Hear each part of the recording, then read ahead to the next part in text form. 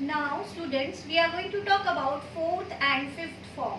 Okay, verb चाहे week verb हो, चाहे स्ट्रॉन्ग वर्ब हो, चाहे verb with the same form हो. व्हाट आई एम सेइंग कि वर्ब हमने पढ़ लिया है, हमको पता हो जाना चाहिए अब कि वर्ब वीक वर्ब भी हो सकता है, स्ट्रॉन्ग भी हो सकता है और verb with the same form भी हो सकता है.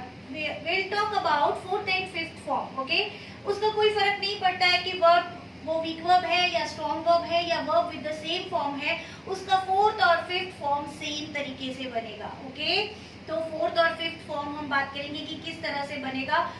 फर्स्ट फॉर्म में आईएनजी लगाकर, ओके, फर्स्ट फॉर्म में आईएनजी लगाकर उसके लिए फोर्थ फॉर्म तैयार हो जाता है. जैसे कि अगर आस्क है तो भी आस्किंग हो जाएगा, आईएनजी लग जाएगा. ओके, अगर अनाउंस है तो अनाउंसिंग हो जाएगा, गो है तो गोइंग हो जाएगा, डू है तो डूइंग हो जाएगा, बिल्ड है तो बिल्डिंग हो जाएगा. टी में आईएनजी नहीं लगता है, डी में ही फर्स्ट फॉर्म में ही आईएनजी लगाना पड़ेगा.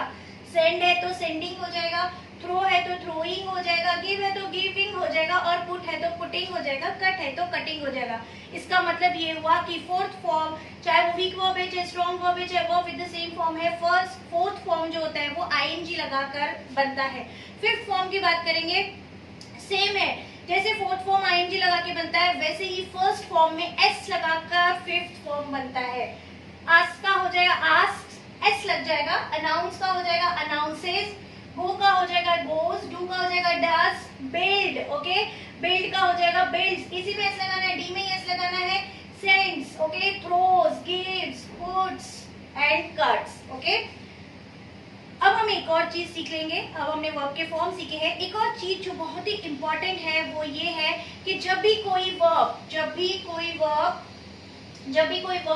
जिसका लास्ट लेटर कंसोनेंट होता है फॉलोड बाय वन वोवेल, अगर उससे पहले एक ही वोवेल है, ओके, पुट है P U T put, C U T cut, last है टी आपको पता है कंसोनेंट है, उससे पहले एक ही वोवेल है. जब भी कोई ऐसा वर्ड होता है जिसका लास्ट लेटर कंसोनेंट होता है और उससे पहले अगर एक ही वोवेल होता है तो वो कंसोनेंट जो होता है उसको डबल करना है, देन पुट आईएनजी. ओके, जैसे कि हमने देखा यहाँ पर, इधर देखेंगे, जैसे कि पुट जो है, पुट की आईएनजी अगर लगाना है तो PUT-ING नहीं है, PUTT-ING, CUTT-ING कटिंग. ओके, अभी एक चीज और उसमें है, जैसे कि कुछ बच्चे पूछेंगे, उनके माइंड में कंफ्यूजन होगा कि थ्रो जो है, थ्रो में W लास्ट में कंसोनेंट है और उससे पहले भी एक वोवेल है, फिर थ्रोइंग में W डबल क्यों नहीं आता है.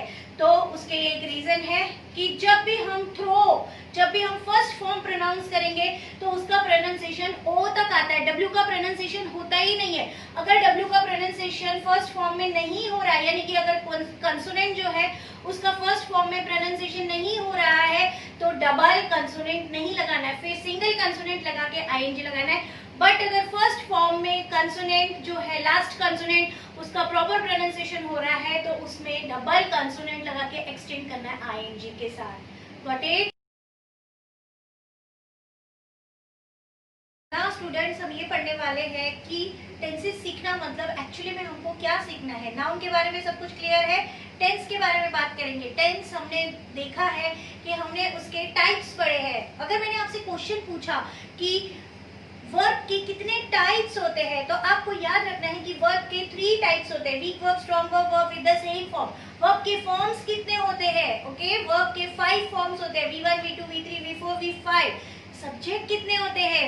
सब्जेक्ट कितने होते हैं? 8 सब्जेक्ट होते हैं. 8 subject, 3 types, 5 forms. 3 types, 5 forms. इस तरह से आपको बार बार अपने आप को रिवीजन देना है कि ताकि हमको याद रहे. अब बेसिकली मैं आपको ये बताने वाली हूँ कि टेंसेस पढ़ने का मतलब क्या होता है. कितने टेंसेस हो गए? 12 टेंसेस. 12 टेंसेस में हमने 5 फॉर्म्स देखे. वर्ब के कितने फॉर्म्स देखे? 5 फॉर्म्स देखे. अब V1 की बात करेंगे. V1 कैसे यूज होता है, V2 कैसे यूज होता है या कब यूज होता है, V3, V4, V5. अब बेसिकली उसको कंबाइन करना है. किस चीज के साथ हम उसका कॉम्बिनेशन देने वाले हैं? अगर हम फॉर एग्जाम्पल की हम बात करेंगे V4 की, तो V4 यानी कि आईएनजी जो है, ओके, हम उसको प्रेजेंट में भी यूज करते हैं, पास्ट में भी यूज करते हैं और फ्यूचर में भी यूज करते हैं. अगर हम उसको प्रेजेंट में भी यूज करें, पास्ट में भी यूज कर रहे हैं और फ्यूचर में भी यूज कर रहे हैं, तो हमको पता कैसे चलेगा कि हम उसको प्रेजेंट में यूज कर रहे हैं या पास्ट में या फ्यूचर में, क्योंकि गोइंग तो प्रेजेंट में भी यूज होता है, गोइंग पास्ट में भी यूज होगा, गोइंग फ्यूचर में भी यूज होगा। तो वो हेल्प जो करता है ये बताने में कि हम ये V4 कौन से टेंस में यूज कर रहे हैं, वो हेल्पिंग वर्ब या वर्ब एग्रीमेंट होते हैं। The most important part of tenses they are helping verb. उसके बगैर हमको ये नहीं पता चल सकता है कि हम जो वर्ब यूज कर रहे हैं वो हम वर्ब यूज कर रहे हैं प्रेजेंट में, पास्ट में या फ्यूचर में। कुछ इंडिविजुअल वर्ब्स होते हैं, इंडिविजुअल वर्ब्स जो होते हैं वो V1 है, V1 या फिर V2 है जो कि विदाउट हेल्पिंग वर्ब यूज होते हैं। V5 है, okay, V5 without helping verb भी यूज होते हैं और हेल्पिंग वर्ब्स के साथ भी यूज होते हैं। तो इन सब का डिफरेंस, कितने हेल्पिंग वर्ब है और उसके साथ कौन सा फॉर्म वर्ब का लगता है और वो कौन सा टेंस प्रेजेंट करता है, प्रेजेंट, पास्ट और फ्यूचर, ये सब समझने के लिए हमको 12 टेंसेस पढ़ना पड़ता है। दैट मीन्स कि बॉटम लाइन ये है कि any tense is a combination of subject, okay, helping verb and the form of verb, okay. एक बार और रिपीट करेंगे, any tense is a combination of subject मतलब एक, हेल्पिंग वर्ब हम पढ़ेंगे, ओके। उसके बाद वर्ब का कौन सा फॉर्म लगता है, वो सब तीनों का कॉम्बिनेशन जो होता है वो प्रेजेंट करता है कि हम कौन सा टेंस बोल रहे हैं या लिख रहे हैं। नाउ स्टूडेंट्स इधर देखेंगे कि यहाँ पर हमने देखा है कि कंटिन्यूअस प्रेजेंट में भी होता है, कंटिन्यूअस पास्ट में भी होता है, कंटिन्यूअस फ्यूचर में भी होता है और कंटिन्यूअस के साथ वर्ब का फॉर्म यूज होता है V4। अगर आपको V4 यूज करना है, देखिए पास्ट में भी यूज हो रहा है कंटिन्यूअस में V4, फ्यूचर में भी कंटिन्यूअस में V4, फिर बताने के लिए हमको कि ये V4 हम प्रेजेंट में यूज कर रहे हैं या पास्ट में या फ्यूचर में, उसके लिए हमको ऐड करना पड़ता है हेल्पिंग वर्ब।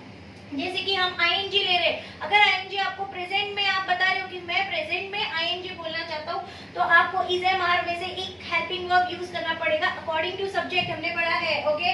अगर ing आप बताना चाहते हो कि मैं ing तो यूज कर रहा हूँ बट मैं ing पास्ट टेंस में यूज करना चाहता हूँ, तो आपको ing तो एज इट इज रखना पड़ेगा, लेकिन पास्ट को प्रेजेंट करते हैं उसके साथ के जो हेल्पिंग वर्ब का मतलब है कि जो हेल्प करते हैं, वर्ब को जो हेल्प कर रही है बताने में कि whether the verb is used in present tense, past tense और future tense, okay, that's it, इतना ही रहता है। और जैसे कि हम बात करेंगे परफेक्ट टेंस की, तो परफेक्ट टेंस में यूज होता है V3, और V3 परफेक्ट में भी, प्रेजेंट में भी यूज होता है, पास्ट में भी यूज होता है, फ्यूचर में भी यूज होता है। तो फिर कैसे बताओगे कि V3 प्रेजेंट में यूज कर रहे हो कि पास्ट में कि फ्यूचर में? तो हेल्प करेगा हेल्पिंग वर्ब। कौन हेल्प करेगा? हेल्पिंग वर्ब यूज करना पड़ेगा। प्रेजेंट के लिए हैव हैज, पास्ट के लिए हैड, फ्यूचर के लिए विल शैल हैव। इस तरह से ये मैंने आपको एक एग्जाम्पल बताया है, लेकिन इसको डिटेल्स हम देंगे, इसको नेक्स्ट लेक्चर्स जो है उसमें हम कंटिन्यू करेंगे।